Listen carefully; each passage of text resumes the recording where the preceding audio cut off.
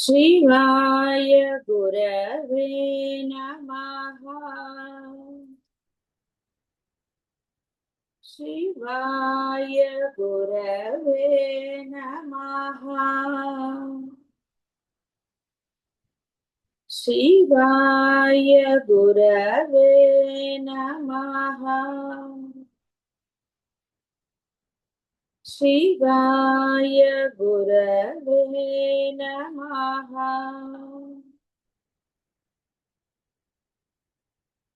शिवाय गुरवे नमः। शिवाय गुरवे కాబట్టి ఆ దీక్షలో ఉన్నప్పుడు అపర్ణ ఆ దీక్ష మీరు పెట్టుకుంటే మీలో ఉన్న ఈ యొక్క దుర్గుణాలు ఏవైతే ఉన్నాయో అవన్నిటినీ ఆవిడ చండి రూపంలో నశింపచేస్తుంది. దానివల్ల మరలా మీలో ఆ గుణాలు రాకుండా ఆవిడ మిమ్మల్ని కాపాడి తీరుతుంది.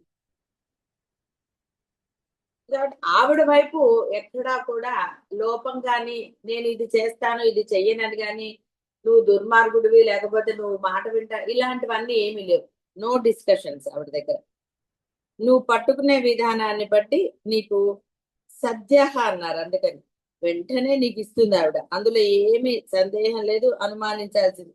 అనుమానిస్తే నీకే నష్టం తప్ప ఆవిడకేం లేదు. ఆవిడేమి నీకు బాహ్యమైన వాటిలో లాగా నీకు బతిమాలటం కానీ, నీకు కాదురా అని చెప్పటం కానీ ఇవేవి జరగవు.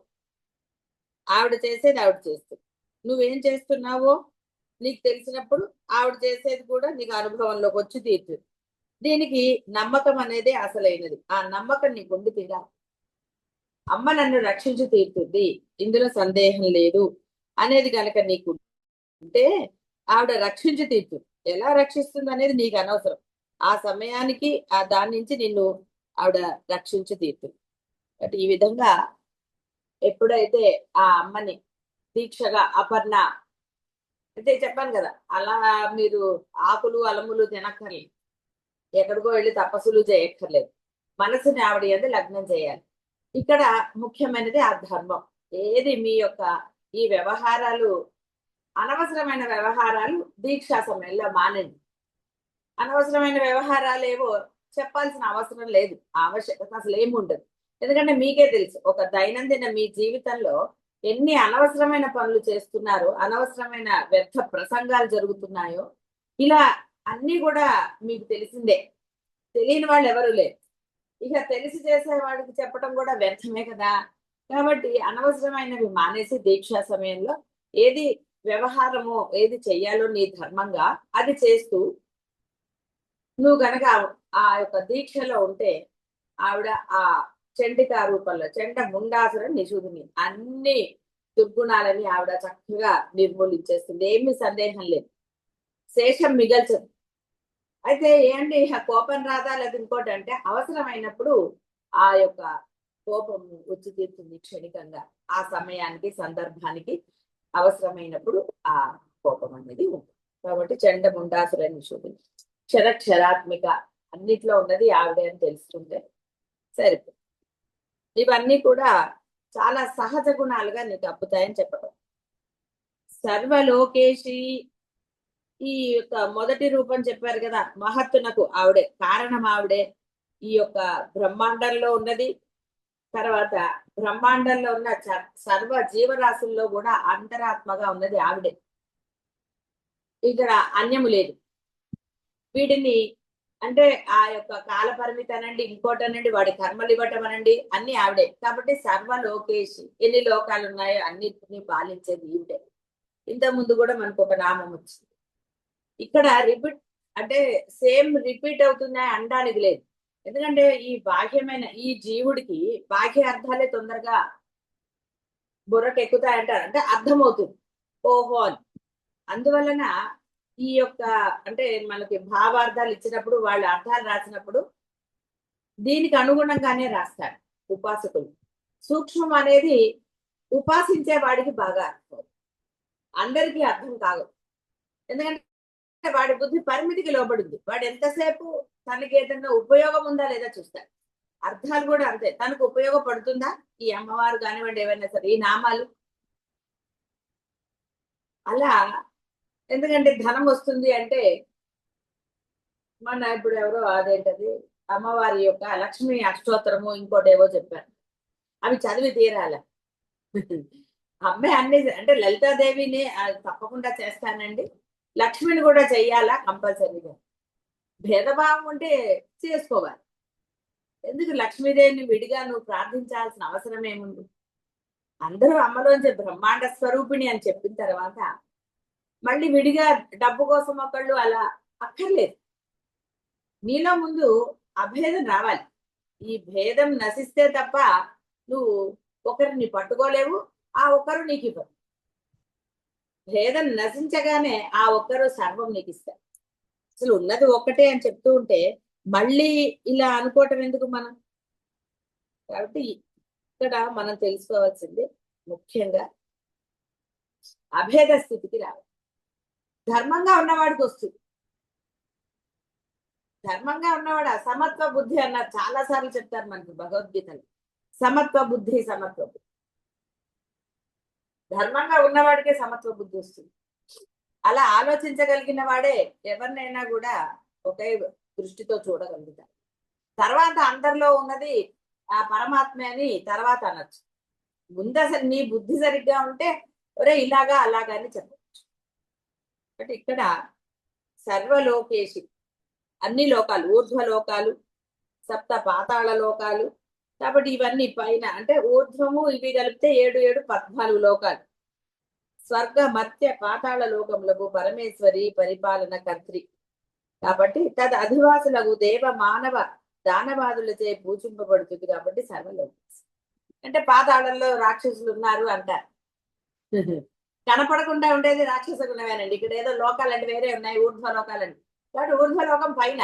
పైన అంటే నీ బాహ్యమైన వ్యవహారంలో కనపడదు నీది. చూడండి లోపల ఎన్నో గుణాలు ఉంటాయి, భయంకరమైన గుణాలతో ఉంటాడు. బయటికి వాడు అవసరానికి వ్యవహారానికి వ్యవహరించట్లేదు. కాబట్టి మీరు ఊర్ధ్వలోకాలు అనగానే స్వర్గలోకాలు ఓకే, ఏది జీవుడికి అవన్నీ ఉన్నాయండి. ఎందుకంటే వాడు జీవుడు నానా కర్మలు చేస్తాడు, వాడు ఏదో ఆశిస్తాడు. చెప్పాను కదా, స్వర్గలోకం కావాలంటే బ్రహ్మ ఊర్వశులు అంటాడు. కాబట్టి స్వర్గం నువ్వు ఆశించినప్పుడు నీకు నరకం కూడా రెడీగానే ఉంటుంది. అబ్బాయి నాకు వద్దండి అనడానికి నీకు అక్కడ ఆప్షన్ లేదు. నువ్వు స్వర్గం అన్నావా నరకం కూడా ఉంది. ఎందుకంటే ఇక్కడ బాహ్య ప్రపంచంలో నువ్వు ఏ కర్మ చేసినా అందులో పాపం లేకుండా నువ్వు చేయలేవు. మొదటి పాపం నీ మనస్సే. ఒకటి చేస్తూ లోభం చేసావు పాపమే, ద్వేషంతో చేసావు పాపమే, మతలబులతో చేశారు స్వార్థంతో ఏదో అది పాపమే. కాబట్టి మొదటి పాపానికి కర్త నీ మనస్సే, అంటే నువ్వే. తర్వాత బాహ్య వ్యవహారంలో ఏవో జరగచ్చు, అవన్నీ తర్వాత. కాబట్టి ఫస్ట్ దోషం ఈ నేను నుంచే మొదలైపోయింది. అందుకనే రమణ వర్ష సుమ్మైరు ఎందుకురా చేయటం, ఎందుకు పాపాలు తెచ్చుకోవటం ఎందుకని. శంకరులు కూడా భావనతో చెయ్యేరా పరమాత్మకి, నువ్వు అన్ని సమర్పించు, భావనతో ఏ గొడవ లేదు. భావన ఎప్పుడు సరిగ్గా వస్తుంది? నీ మనసు అక్కడ లగ్నం అయితే భావన వస్తుంది. మనసు లగ్నం కాకుండా భావనతో ఎలా పూజిస్తారు? అది కాబట్టి ఎక్కడైనా సరే ముందు ఈ నేను సరిగ్గా ఉండాలి. నేను సరిగ్గా ఉంటే నిశ్చలంగా అప్పుడు ఇవన్నీ చెప్తాను. కాబట్టి అన్నిటినీ పరిపాలించేది ఆవిడే, ఏం సందేహం లేదు అందులో. విశ్వధారిణి, సర్వలోకేశి అగుట విశ్వధారిణి. పరమేశ్వరి సకల ప్రపంచములకు కారణం, ఆధారము ఆవిడే, మూలము కూడా ఆవిడే. కాబట్టి విశ్వధారిణి. భూమి ధేను ధరణి లోకధారిణి అని వేదం చెప్తుంది. ప్రళయకాలంలో విశ్వమునకు కారణ బీజం ధరించి ఉన్నది కాబట్టి విశ్వధారిణి. అంటే ఆవిడే లయం చేస్తుంది, మళ్ళీ ఆవిడే సృష్టి చేస్తుంది, ఆ సర్వం ఆవిడే చేస్తుందండి. మీరు బాహ్య ప్రపంచంలో అనరండి అన్ని వాడే చేస్తాడు మళ్ళీ మన మీద అరుస్తాడు అని. చేసేది చేస్తాడు, మళ్ళీ పక్క వాళ్ళని తిడతారని, బాసుల గురించారండి ఇంకోళ్ళు. ఇది చాలా సహజమైన మాటలు ఇవన్నీ. ఎక్కడ కూడా సూక్ష్మం అనేది బయట ఎక్కడో లేదండి, మీ మాటల్లో మీ చేతల్లోనే కనపడుతుంది. దానిని కొంతగా ఇటు మనం అద్వైతానికి చూసుకుంటే చాలా సులభంగా ఉంది. మనం దాని వైపుకు వెళ్ళం. చెప్పాం కదా, భయం అనేదా ఇంకోట, కారణం ఏదైనా కావచ్చు. వీటన్నిటికీ మూలం ఏమిటంటే ఇష్టం ఉందా లేదా. అహం బ్రహ్మాస్మి అనేది నీకు ఇష్టమా కాదా, అంతే సింపుల్. అసలు ఇంకా దీనికి అనవసరమైనవన్నీ అనవసరం, లాజిక్ల ఆర్గ్యుమెంట్స్, ఇంకోట శుద్ధ దండగ. మీరు ఒక్కొక్క పనికి ఒక్కొక్క కారణం అనేక రకాలుగా చెప్పవచ్చు. ఏది ఏమైనా అసలు కారణం నీకు తెలుసు కదా. కాబట్టి నీకు అంటే మూలం లోపల అమ్మకు తెలుసు కదా, ఆ పరమాత్మకు తెలుసు కదా. అందుకని ఆత్మ అంటే జీవుడు అవుతాడు, పరమాత్మ అంటే అసలైన. కాబట్టి నీ ఆత్మని నువ్వు పరమాత్మతో ఐక్యం చేయాలి. చేస్తే నువ్వే పరమాత్మ. చేయాలంటే ఏదో తీసి విడిగా కలపటం కాదు. నాదంటే పాపం బాహ్యంలో ఉంటుంది కాబట్టి ఎక్కడి నుంచో ప్రవహిస్తూ వచ్చి అందులో కలిసిపోతుంది. కలిసిపోయాక నువ్వు విడదీయలేవు. కానీ ఇక్కడ విడదీస్తామని కాదు, నీ వ్యవహారం జరుగుతూనే ఉంటుంది. కానీ నీ యొక్క అసలైనది ఆ పరమానంద, అత్యుద్ఘనమైన ఆనందంలో ఆవిడ విశ్వధ. వీటికి కూడా అంటే నేను ప్రతిసారి దీనికి సూక్ష్మాలు ఉన్నాయి, దానికి సూక్ష్మాలు ఉన్నాయి అని చెప్పక్కర్లే. ఎక్కువగా ఎక్స్ప్లెనేషన్ లేదు అంటే దాని మూలార్థాలు వేరుంటాయి, ఉండి తీరుతాయి అంతే. అది మీరు కొంత ఒక స్థాయి దాటాలి. అంటే ధర్మంగానే మీరు ఉండి తీరాలి. మీరు అనుకున్నంత మాత్రాన ప్రతి ధర్మం అవ్వలేదు. మీలో ఈ లోపల ఈ గుణాల్లో ఏదో తప్పదు అన్నప్పుడు కాదు, వాళ్ళని దండించాలి, తప్పుడు మార్గంలో ఉన్నారు అన్నప్పుడు మీరు దండించవచ్చు. మీ అవసరానికి తగ్గట్టుగా ఏదన్నా చేస్తే మటుకు అది అధర్మం అవుతుంది. కాబట్టి ఈ విధంగా అమ్మనామాలు రిపీట్ అవ్వలేదు. వాటి అర్థాలు మీకు అర్థం అవడానికి మీ మామూలు భాషలో చెప్పారు తప్ప వాటి అర్థాలు వేరే. త్రివర్గ దాత్రి, ఈ 3 వర్గములు అంటే 3 దారులు, ఇవన్నీ కూడా 3 తోటి ముడిపెట్టి ఉంటాయి. సత్వ రజ తమో గుణాలని ఇలా. ధర్మార్థ కామములు, ధర్మము చూసారు, మొదటే ధర్మం ఉంటుంది. అర్థం అంటే వ్యవహారం. అర్థం అనగానే కేవలం డబ్బనే ఉండదండి. ఈ వ్యవహారం. కామములు అంటే ధర్మంతో కూడిన నీ యొక్క పనులు, కోరికలు ఉండాలి అని. ఆ ధర్మం ఉందనుకోండి, ఇక నీకు అసలు ఏ బాధ లేదు. వీటిని ప్రసాదిస్తుంది. సత్వ రజ తమో గుణాలు, సామ్య వృద్ధి క్షయాలు, ఏదైనా 3 కాబట్టి అమ్మ త్రివర్గ ధాత్రి. సరే, ఇది ఇచ్చండి దానికి అలా అన్నారు. ఈ 3 తెలుసుకుంటే చాలు. అందువలన అక్కడ 3 మార్గాలను కూడా అంటారు. ఇవన్నీ కూడా కేవలం అమ్మ అంటే ఇక్కడ మీరు గ్రహించవలసింది ఒకటే, ఏదైనా సరే అమ్మ ప్రసాదించవలసిందే. ఉన్నది పరమాత్మే కాబట్టి వాళ్ళు ఏది ప్రసాదించినా ఆయన ఆ యొక్క బ్రహ్మాండ స్వరూపమే ప్రసాదిస్తారు. ఇంకోళ్ళు లేరు నీకు ప్రసాదించడం. కాబట్టి ఇక్కడ నువ్వు నీ మనసే నీకు సాక్షి అంటే ఆ మనసులో ఉన్నది వాళ్ళే. మనసులో అంటే మళ్ళీ మనసు విడిగా ఉందని కాదండి. మనసు అనేది నువ్వు ఏర్పరచుకున్నావు. ఇప్పుడు దేవుడు గది అన్నావు, నువ్వు ఏర్పరిచావు. కాబట్టి దేవుడి గదిలో దేవుడికి సంబంధించినవి ఉండాలి కానీ నీ ఇంటికి సంబంధించిన ఉండరాదు మరి. కాబట్టి ఇక్కడ ఇవన్నీ కూడా నువ్వు కల్పించుకున్నదే. మనస్సు అనేది కూడా ఉన్నదే పరమాత్మ. అక్కడ మనస్సులో అని కాదు, అసలు ఉన్నదే ఆవిడ. కళ్ళల్లో గనక ఆవిడ లేకపోతే నువ్వు ఎలా చూడగలవు? చెవుల్లో ఆవిడ లేకపోతే ఎలా? అంటే ఆవిడ అంతా వ్యాపించి ఉన్నది. ఎలాగైతే ఈ బ్రహ్మాండం అంతా ఆవిడ వ్యాపించి ఉన్నదో, కనపడేది వ్యక్త అవ్యక్త స్వరూపిణి.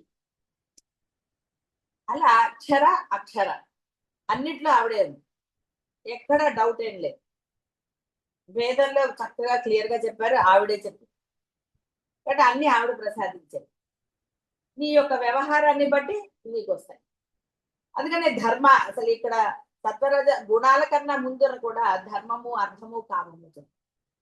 నువ్వు ధర్మంగా ఉండి తీరు, ఏం పర్వాలే. ప్రాణం పోతున్నా సరే ధర్మంగా ఉండే నష్టమేమీ లేదు. చక్కగా ఉన్నత జన్మ వస్తుంది. లేదా అక్కడ మరణాన్ని ఆవిడ తీసేయవచ్చు. అసలు ఎందుకంటే అదంతా ఇన్ని ఆలోచన లేదని ఆశిస్తే అది ధర్మం ఎలా అవుతుంది? నువ్వు ధర్మంగా ఉండి తీరు అంతే, ఇంకోటి కాదు. అంటే అర్థంగా తెలుసు కదా ధర్మం అంటే. మళ్ళీ విడివిడిగా ఎందుకంటే చెప్పడం, కపటత్వం అనండి, కారణాలనండి, సమర్థింపులనండి, ఏదైనా సరే ఇవన్నీ ఉంటే అది ధర్మం అవుతుందా? ధర్మమే. అందులో ముఖ్యంగా దైవం దగ్గర అంటే నువ్వు ఆరాధించే దైవం దగ్గర అంటే ఇక్కడ స్టార్ట్ అయితే వ్యవహారంలో ధర్మం దానంతట అదే వస్తుంది. నువ్వు దైవం దగ్గర ధర్మంగా ఉండు, గురువుల దగ్గర ధర్మంగా ఉండు. అంటే అర్థం ఇలాంటివన్నీ లేకుండా ఉంది. స్వార్థంతో ఉండదు. స్వార్థంతో గురువు దగ్గరికి వెళ్ళదు. ఆశించి గురువు దగ్గరికి వెళ్ళదు. గురువు అంటే గురువు. ఇది అసలు అందులో ఆప్షన్ పెట్టుకోకూడదు. ఏదో ప్రసాదిస్తాడు, అది ఇస్తాడు కాబట్టి గురువు, అది ఇవ్వకపోతే గురువు కాదు. దానికి ఎవరేం చేయలేరండి. వాడి బుద్ధే వాడిని అధోగతి పాలు చేస్తుంది. ఇక్కడ ఏమీ పెద్ద వేరే ఏం లేదు. వాడి బుద్ధే వాడిని అధోగతి. ఎందుకంటే వాడు అనుకున్నాడు, నేను ఆశించింది నాకు లభించలేదు కాబట్టి వీడు గురువు కాదన్నాడు. నష్టం ఏమి లేదు. గురువుకి ఏమన్నా నష్టమా? ఏమీ నష్టం ఉండదు. గురువు ఏమన్నా నీకోసం గురువు అయ్యాడా? నువ్వు అన్నావు అంతే, రక్షించవయ్యా నువ్వు గురువు అన్నావు. దైవం కూడా అంతే. మీరు గుడికి వెళ్తే ఆయనకి ఏమన్నా లాభం అంటే మీరు ఇచ్చే అట్టి పండుగ దేనికి ఆశిస్తాడా? ఆయన కావాలండి. ఆయన సృష్టించుకోలేడు. ఆయనే కదా సృష్టి అంతా.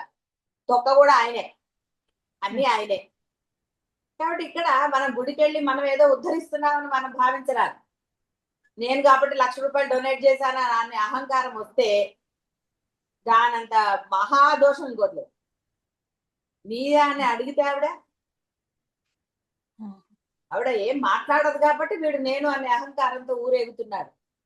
నేను సంపాదిస్తున్నాను, నా తెలివితేటలు, నా గొప్పతనం, ఇవన్నీ వీడు నేనుతో ఉన్నాడు కాబట్టి వాడికి నానాదు.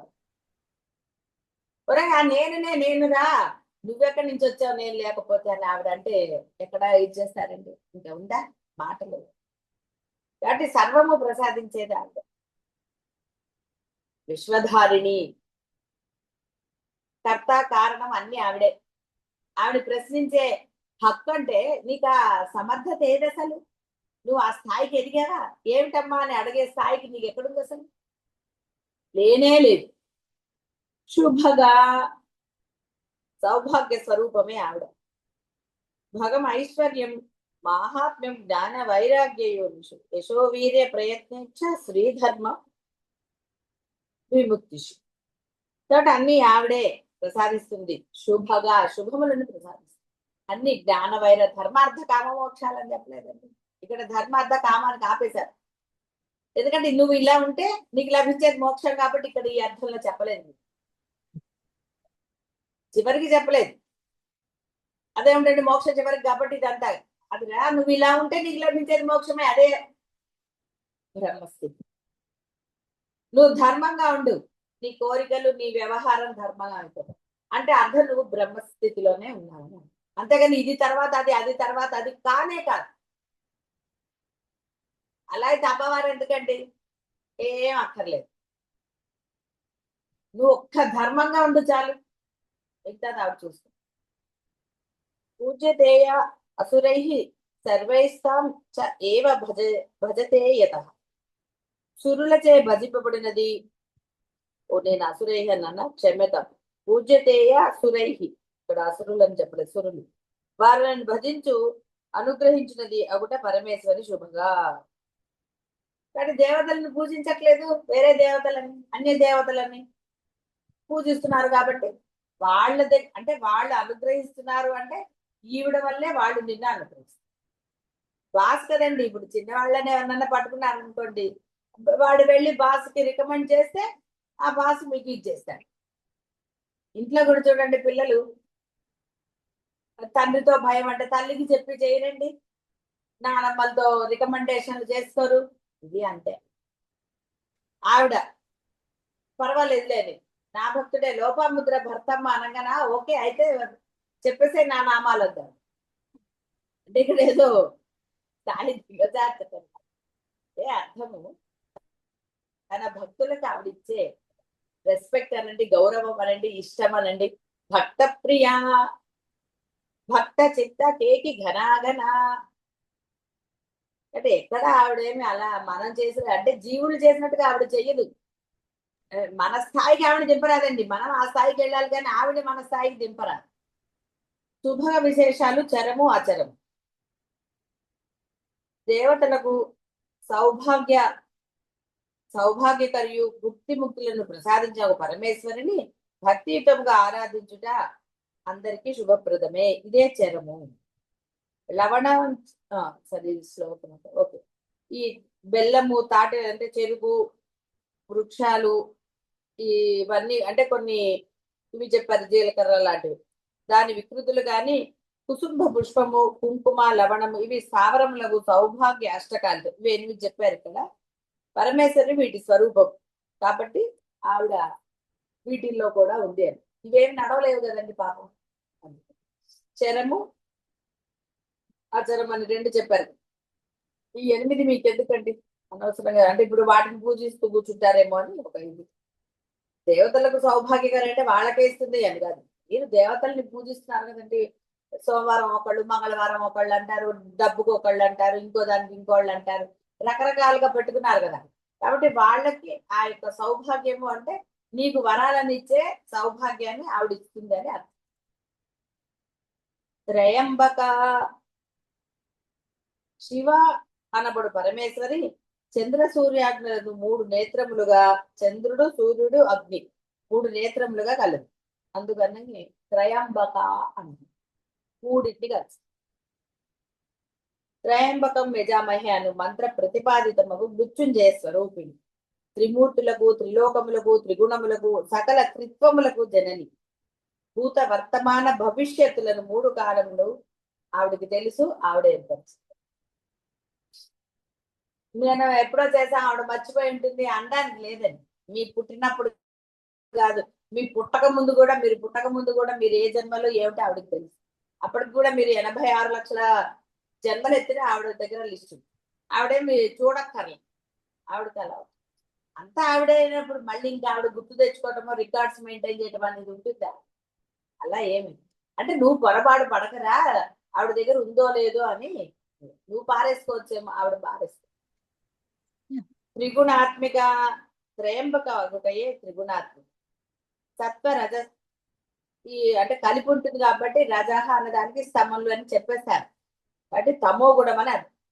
సత్వము, రజము, తమో గుణము సామరస్య స్వరూపంగా కలదు. అంటే ఏవి ఎంత పాళల్లో ఉండాలి అంత ఉండాలి. సత్వగుణము, రజోగుణము, తమో గుణము సామరస్యముగా. అంటే మనిషిలో ఈ 3 గుణాలు ఉంటాయి. అవి సమపాళ్లలో అంటే అన్ని సమానంగా ఉంటాయని కాదు. ఏ సమయంలో ఏ గుణాన్ని నువ్వు వాడాలో ఆ విధము అని అర్థం. సామరస్యం అంటే ఇక్కడ అన్ని సమయాల్లో కోపం పనికిరాదు, అన్ని సమయాల్లో సత్వగుణం పనికిరాదు, అన్ని సమయాల్లో అది తమో గుణం. ఏ సమయంలో అంటే ఆ సందర్భాన్ని బట్టి ఈ గుణాలను నువ్వు వ్యవహారంలో వాడవు. ఆ వాడినప్పుడు మాత్రమే నువ్వు ప్రశాంతంగా ఉంటావు, నీ మనసు నిర్మలంగా ఉంటుంది, నువ్వు ధర్మంగా ఉంటావు. కాబట్టి అవన్నీ కూడా ఆవిడే మహామాయా శక్తి. కాబట్టి ఈ 3 గుణాలు ప్రధానములుగా లక్ష్మీ, సరస్వతి, కాళి అని 3 దేవతల సమైక్య స్వరూపిణి.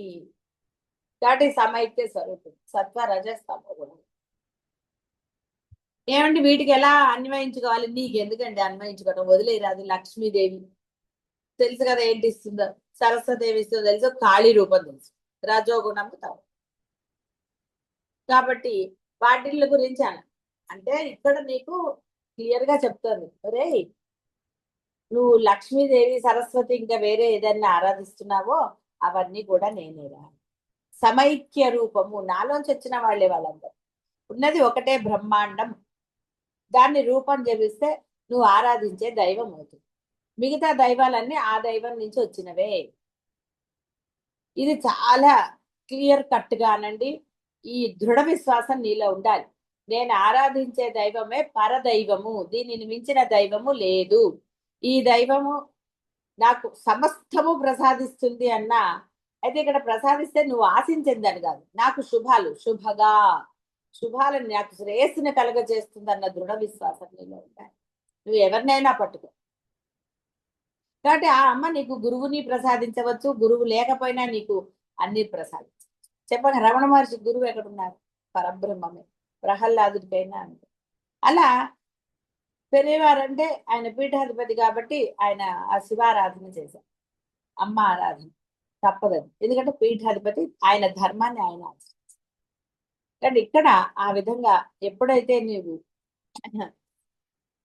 అభేద స్థితిలో ఉంటావో అప్పుడు ఆ సమైక్య రూపం నీకు బోధపడుతుంది. స్వర్గాపవర్గద విడదీయాల్సి, స్వర్గ పరవర్గ అనకూడదు. స్వర్గాప స్వర్గము, అపవర్గము. రెండు దారి, స్వర్గ అపవర్గం అంటే తెలుసు కదా. రెండోది ఏంటో వీటిని ప్రసాదించేది పరమేశ్వరి. భోగమోక్షాల రెండింటిని ప్రసాదిస్తుంది. కాబట్టి సూక్ష్మార్థం ఏమిటి? భోగము అంటే నీకు ఈ వ్యవహారంలో, అంటే ఈ మనుష్య జీవితంలో అనండి, పాపం తెలుసు కదండి, జంతువులకు కూడా ఎందుకు లేవు భోగాలు? పెంపుడు జంతువులకు లేవండి బోడు భోగాలు. దానికి కూడా ఎన్ని ఉన్నాయండి ఇప్పుడు, రకరకాల వాటికి స్వెటర్లు, బట్టలు, అన్ని రకాల వాటి భోజనం, ఏసీ రూములు. కాబట్టి ఏ జన్మెత్తినా భోగాలను ప్రసాదించేది ఆవిడే, మోక్షాన్ని కూడా ఇస్తుంది. వాంఛాపూర్వకమై ప్రస్తుతమున గాని పరమున గాని దుఃఖ సంబంధం లేని భోగము సుఖం స్వర్గము. ఇది తాత్కాలికము, అనుభవంతో నశిస్తుంది. అపవర్గము మోక్షము శాశ్వతము. అయితే ఇక్కడ అపవర్గం అన్నప్పుడు మనకి మోక్షాన్ని చెప్పారు. శాశ్వతము అనంత సుఖం, అనంతమైన సుఖం. చిద్ఘనం, ఘనాఘన, ఆ యొక్క దాన్ని ఆవిడే ప్రశంసిస్తుంది. ఎందుకంటే ధర్మ అర్థ కామ, ఆ ధర్మంగా ఉంటే ఇవన్నీ కూడా ఆటోమేటిక్ గా లభిస్తాయి. త్రిగుణములు ఆవిడే అవుతుంది. త్రయంబక ఆవిడే అవుతుంది, సందేహం లేకుండా. ఎత్ర అస్తి భోగో నచ తత్ర మోక్ష. భోగం ఉన్న చోట మోక్షం ఎలా వస్తుందండి? నువ్వు అందులోనే తిరుగుతూ ఉంటే, అంటే ఇంకా అవి కావాలి ఇవి కావాలి. భోగం అంటే నువ్వు అనుభవించేది భోగం, దానికోసం నానా తాపత్రయాలు. ధర్మంగా అనుభవించేది వేరు, భోగాలు అనుభవించడం కోసం నువ్వు నానా తిప్పలు పడుతూ ఉంటావు. అక్కడ ధర్మం నీకు గుర్తురాదు. ఒక భోగం కోసం నువ్వు తాపత్రయపడితే అక్కడ ధర్మం నీకు గుర్తుండదు, నువ్వు ధర్మం చేయలేవు. కాబట్టి అక్కడ నచ తత్ర మోక్ష. ఎత్ర అస్తి మోక్షో నచ తత్ర భోగ. కాబట్టి నువ్వు మోక్షాన్ని కోరుకున్నప్పుడు భోగం లేదు అంటే అర్థం నశించే భోగం లేదని అర్థం. ఆ నశించే సుఖం నీకు కాదు, నీకు అమిత అంటే ఆ ఘనమైన ఆనందం లభించింది. పైన భోగం నశించేది, కాబట్టి అక్కడ మోక్షం లేదు. అంటే నశించేవి నువ్వు ఆశించినప్పుడు మోక్షం ఎలా దొరుకుతుంది? దొరకదు, అసలు క్వశ్చన్ లేదు. నువ్వు ఆ యొక్క అహం బ్రహ్మాస్మి స్థితిలో ఉన్నావా, నీకు లభించేదంతా ఆనందమే. వ్యవహారంలోనూ ఆనందమే, వేరే వాటిల్లోనూ ఆనందమే, ఎక్కడైనా ఆనందమే. ఆ రకంగా ఆవిడ అరేంజ్ చేస్తూ ఉంటుంది, నష్టమేమీ లేదు.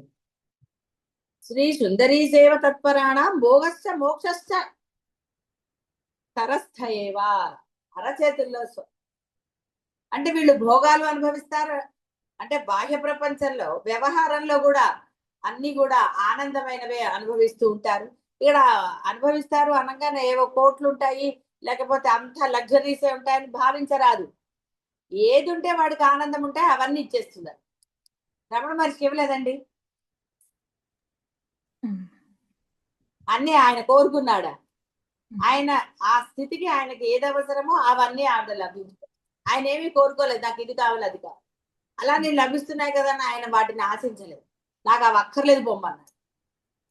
పట్టు వస్త్రం తెచ్చిస్తే పెట్టుకున్నాడా? నాకు అక్కర్లేదన్న. కాబట్టి ఇక్కడ వారికి ఏమి కావాలో ఆ స్థితికి ఆవిడ సమకూర్చి తీర్చు, ఏమి సందేహం లేదు. మీ గురువుని కూడా చూసుకుంటున్నారు కదా, ఆవిడే సమకూరుస్తుంది, ఏమీ కష్టపడక. ఆ సమయానికి ఏది కావాలో ఆవిడ అరేంజ్ చేస్తూ ఉంటుంది.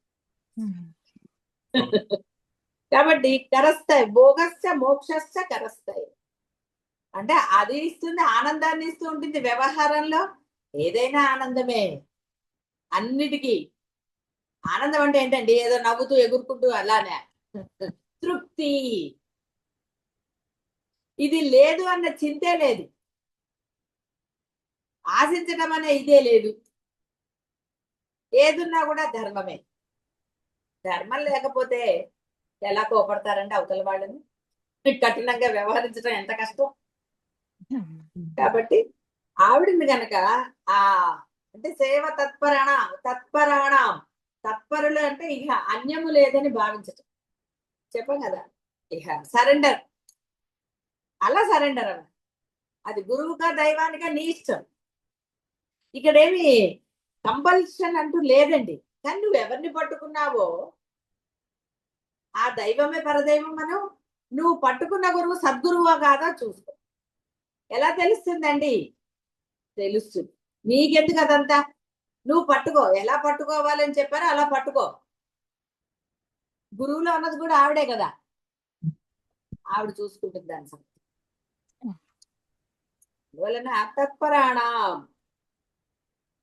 తత్పరం అంటే ఇహ అన్యం లేదు ఉన్న వాళ్ళకి భోగశ్చ మోక్షశ్చ కరస్థ. దేవతలు ఈ యొక్క సుఖమును ఐశ్వర్యాన్ని అంటే నశించే ఐహికము అంటే ఇక్కడ జరిగేదని మనకి లోకంలో ఐహిక భోగాలను ప్రసాదిస్తారు. వీరు అపవర్గమును అంటే మోక్ష పదవిని ప్రసాదించలేరు. పరమేశ్వరి ఆరాధకులకు భోగమోక్షములు రెండును కరతలామలకములు అంటే అరచేతిలో ఆమలకం ఉంటే ఆరోగ్యం మహాభాగ్యం అంటారు. ఆయుర్వేదంలో అంటారు ఉసిరికాయని కనుక నువ్వు, అది ఉసిరికాయ ఇంకొకటి ఏంటంటే అది ఎంత ఎండిపోయినా సరే దాంట్లో ఆ గుణాలు నశించవుతాయి. నువ్వు దాన్ని ఏ విధంగా చేసినా దాని గుణాలు ఉంటాయి. కాబట్టి అరచేతిలో కనుక అంటే నీకు ఎప్పుడు కనుక లభించే విధంగా అని అర్థం. అరచేతులు అంటే పెట్టుకు తిరగమని కాదు. నీకు ఎప్పుడు కనుక ఆ ఉసిరికాయని నువ్వు కనుక స్వీకరిస్తున్నట్టయితే నీకు లభించే విధంగా ఉంటే ఆ ఇది వస్తుంది. కాబట్టి ఆ విధంగా భోగమోక్షాలు రెండును కూడా అంత సులభంగా లభిస్తాయి. క్షయిష్ణు సుఖం స్వర్గ, నిత్యంతు సుఖం అపవర్గ. అనుభవమున నశించేటి సుఖము స్వర్గము, అనంతమై ఎన్నటికి నీ తరగని సుఖము అపవర్గము. బ్రహ్మాండంగా చెప్పారు. అది ఎప్పటికీ నశించదు. చెప్పగా చిత్ ఘనం, భక్త చిత్త కేకి ఘనాఘన, ఘనమైన ఆనంద స్వరూపం అదిగా నీవుంటావు. ఈ బాహ్యమైన ఇవన్నీ కూడా నశించేవే. అనంతమై ఎన్నటికి తరగని ఆనందాన్ని ఇస్తుంది. ఫలాభిలాషతో చేసుకొనిన పుణ్యము ఫలానుభవ రూపమున క్షీణత నొందగానే తిరిగి కర్మోచిత జన్మములను పొందిస్తుంది. స్వర్గము ఫలాపేక్ష రహితముగా చేయబడిన నొందిస్తుంది ఆ స్వర్గం. ఇది స్వర్గం అనేది పైదానికి, మళ్ళీ స్వర్గం ఇక్కడ అనుకుంది. కాబట్టి మీరు ఆశించి చేసేది అంటే నాకు ఈ దానం చేస్తే పుణ్యం వస్తుంది, ఇది చేస్తే నాకు అనంతంగా లభిస్తుంది. ఇప్పుడు ఎందుకంటే కొన్ని చేస్తూ ఉంటారు కదా, అన్యదా ఏం భావించక్కర్లా. ఇప్పుడు ఈ నోము చేస్తే నాకు ఇవి లభిస్తాయి, ఇది చేస్తే అది లభిస్తుంది అన్న భావనతో మీరు చేసిన దానికి అవన్నీ నశిస్తాయి. ఎందుకంటే దాన్ని అనుభవించేసావు. నాకు ఇది లభిస్తుంది అన్న భావన నీలో ఎప్పుడు కలిగిందో నువ్వు దాన్ని చేసిన దాన్ని బట్టి అంటే నువ్వు సమర్పించే దాంట్లో దోషాలు లేకుండా సమర్పించాలి. మానసికలో ఇది ఉండకూడదు, ఏది ఉండకూడదు. నువ్వు ఏదైనా సరే చెప్తున్నా కదా, చాలా సార్లు నోములు ఎలా చేస్తారు ఒక్కొక్కటి అలా చేయరా. ఇంకొకటి ముఖ్యంగా వాళ్ళు చేశారు వీళ్ళు చేశారని నువ్వు చేయరా. నీ మనస్సుని మనసా వాచా కర్మణ నువ్వు చేయి. వాళ్ళు చేశారు కాబట్టి అని ఎప్పుడు చేయి. ఎందుకంటే అక్కడ ఇంకో కారణం వచ్చేసింది లోపల. అలా ఎన్నటికీ చేయకండి. నీకు అనిపించిందా చెయ్యి, అనిపించలేదు చెయ్యకు. వాళ్ళు చేశారు వీళ్ళు చేశారు అని చెయ్యి. ఏమైపోదండి నీకు. ఎందుకంటే నువ్వు నీ మనస్సు ఎప్పుడైతే పరమాత్మ మీద లగ్నం అవుతుందో ఆయన నీకు అంటే నీ జాతకంలో లేనివి కూడా ఆయన ఇవ్వగలడు, అంత శక్తిమంతుడు. దేవతలు మోక్షాన్ని ఇవ్వలేరు కానీ మిగతావన్నీ వాళ్ళు ఇస్తారు, నశించేవన్నీ. అందుకని ఎందుకండి లేనిపోని గోల. కాబట్టి నీ మనస్సు లగ్నమైనవే నువ్వు చేయి. అది ఏదైనా సరే, దానమైనా ధర్మమైనా ఇంకోటైనా ఏదైనా సరే. ఎందుకు ధర్మం కూడా ఇందులో చెప్పాను అంటే ఆశించి ధర్మం చెయ్యకు. నా కర్తవ్యమే ధర్మం, నేనంటేనే ధర్మం. ఎందుకంటే నాలో ఉన్నది పరబ్రహ్మమే. నేను ఆ పరబ్రహ్మంగా మారాలంటే నేను ధర్మంగా ఉంటేనే నేను పరమాత్మ సమానం అవుతాను. జీవ బ్రహ్మ ఐక్యము జరుగుతుంది, లేక ఎలా జరుగుతుంది? కాబట్టి ఫలాపేక్ష రహితముగా చేయబడిన పుణ్యకర్మల సముదాయం కలుగు జ్ఞానం వలన సమకూరు అపవర్గము మోక్షము అనంత సుఖాన్ని కలుగజేస్తాయి. ఇక్కడ అపవర్గం అంటే కేవలం ఇదే ఇచ్చారు, మోక్షమే. ఫలాపేక్ష లేకుండా చేయి, ఏది చేసినా సరే నాకు లాభం జరుగుతుందని నువ్వు చేసావా అది నువ్వు అనుభవించవలసిందే. అందులో దోషాలు అనుభవించవలసిందే, ఇంకోటి అనుభవించవలసిందే, ఏదైనా అనుభవించవలసిందే. అందుకనే భావాతీతులుగా ఉండండి. నీకు అనిపించింది వెంటనే చేయాలి. అందుకే ఏమంటారంటే కుడి చేత్తో చేసేది ఎడం చేతికి తెలియకూడదు అంటారు. విశ్వధారిణి, సర్వార్థధాత్రి, అన్ని ఆవిడే. ఆ పరిపూర్ణ విశ్వాసంతో దైవాన్ని ఆరాధించండి, ధర్మపరులుగా ఉండి తీరండి. శుభం భూయాత్.